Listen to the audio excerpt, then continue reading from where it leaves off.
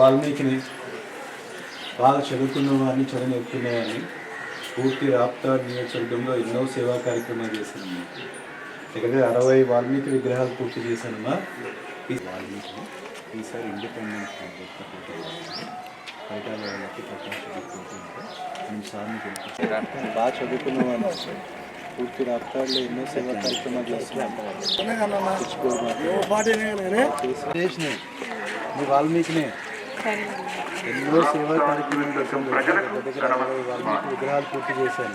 వాల్మీకి ఎన్నో సేవా కార్యక్రమాలు చేశాను కదా, గెలిపించుకుంటా లేదా? వ్యక్తి పోటీ ఇస్తాను ఈసారి వాళ్ళిద్దరికి. దగ్గర 6 కోట్లు ఖర్చు పెట్టుకొని ఎన్నో సేవా కార్యక్రమాలు ఈ వాల్మీకి ప్రతి ఒక్కరికి ఆడుతున్నారు. అక్కడ ఎన్నో చేశారన్నమాట, ఎన్నో సేవా కార్యక్రమాలు. దగ్గర 60 వాల్మీకి విగ్రహాలు పూర్తి రాప్తాడ్ నియోజకవర్గంలో ఎన్నో సేవా కార్యక్రమాలు చేశారన్నమాట. దగ్గర మన విగ్రహాలు వాల్మీకి విగ్రహాలు 60 విగ్రహాలు పూర్తి చేయించాను. ఈసారి నేను స్వతంత్ర సేవా కార్యక్రమాలు చేశాను రాప్తాడ్లో. ఈసారి మీ వాల్మీకి స్వతంత్రం. బాగా చదువుకున్న వారిని చదువు నేర్పుకున్న వారిని పూర్తి రాప్తాడ్లో ఎన్నో సేవా కార్యక్రమాలు చేశాను. బాగా చదువుకున్న వాడిని చదువు నేర్పుకున్న వాడిని మరియు రాప్తాడ్ నియోజకవర్గం ప్రజలకు నా నమస్సుమాంజలి. మధ్యాహ్నం నుంచి మేము ఇక్కడ ఈ ఏరియాకి ఎంటర్ అయ్యాం. అనంతపూర్ రూరల్ నుంచి ఇటువైపు వచ్చామన్నమాట. కందుకూరులో సామాజిక వర్గం చెప్పాలంటే అతి ముఖ్యంగా బీసీ, ఎస్సీ, ఎస్టీ, మైనార్టీలు ఎక్కువ ఉన్నారు. వాళ్ళందరూ మన వైపు అలాంటి వ్యక్తి కోసం ఎదురు చూస్తున్నందుకు సందేహం అయితే లేదు. ఇందులో సమస్యలు వాళ్ళకి నీళ్ళ సమస్య ఎక్కువ ఉంది.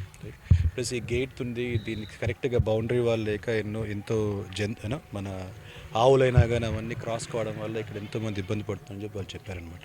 సో ఈ బౌండరీ వాళ్ళని కానీ మనం కొంచెం పెద్దగా చేయగలిగితే కనుక దీనివల్ల జంతువులకు ఎటువంటి ఇబ్బంది లేకుండా, అంటే బేసిక్గా ఈ ఆవులు దూడలకు ఎటువంటి ఇబ్బంది లేకుండా అదొకటి. నీళ్ళ సమస్య మాత్రం చాలా చాలా భయంకరంగా ఉంది. దానికి ఎట్లాంటి పరిష్కారం అనేది మన మేనిఫెస్టోలో ఫస్ట్ పాయింట్ ఉందన్నమాట. జలయజ్ఞం ద్వారా అన్ని బోర్లు వేయించేటప్పుడు ఇప్పుడు వీళ్ళ సమస్య కూడా ఖచ్చితంగా తీరుతుందని నేను చెప్పాను. వాళ్ళందరూ అలాంటి వ్యక్తి వైపే ఓటేద్దామని నిర్ణయించుకున్నారు. ముఖ్యంగా మీరు ఇప్పుడున్న పరిస్థితులలో సమయం తక్కువ ఉంది, ఇంకా చాలా ఊర్లు తిరగాల్సిందే, ముఖ్యంగా డిజిటలైజేషన్ ప్రచారం మీరు ఏ విధంగా ముందుకు వెళ్ళారు? లేదు, తిరగడం చాలా జరిగిందండి. అంటే గత 4.5 సంవత్సరాల నుంచి నేను గ్రౌండ్లో ఉన్నాను కనుక ప్రజలకి నా గురించి బాగా తెలుసు. ప్రతి చోట ఏదో ఒక సేవా కార్యక్రమం వెళ్ళింది. ఇప్పుడు డోర్ టు డోర్ క్యాంపెయినింగ్ అనేది దగ్గర 1 మంత్ నుంచి నేను ఆల్రెడీ ఇది 1 మంత్ క్లోజ్ అవుతుంది.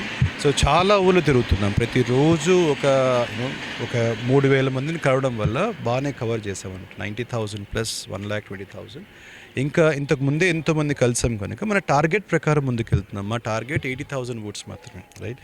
ఇప్పుడు ఒక వ్యక్తి, మీరున్నారు, మీరు ఇంజనీరింగ్ అవుదాం అనుకుంటున్నారు, ఎవరో వేరే సబ్జెక్టులు ఎంబీబీఎస్ చదువుతామని చెప్పి మీరు ఫోకస్ చేయరు కదా, మీరు ఇంజనీరింగ్ అయ్యే సబ్జెక్ట్స్ ప్రిపేర్ అవుతారు. అదేవిధంగా నేను కూడా నా టార్గెట్ 80,000 ఓట్స్ టచ్ చేసే విధంగా నేను తిరిగే ఊర్లైనా కానీ చేసే ప్రచారమైనా కానీ 80,000 ఓట్స్ టార్గెట్ రూపంలో ఉంది.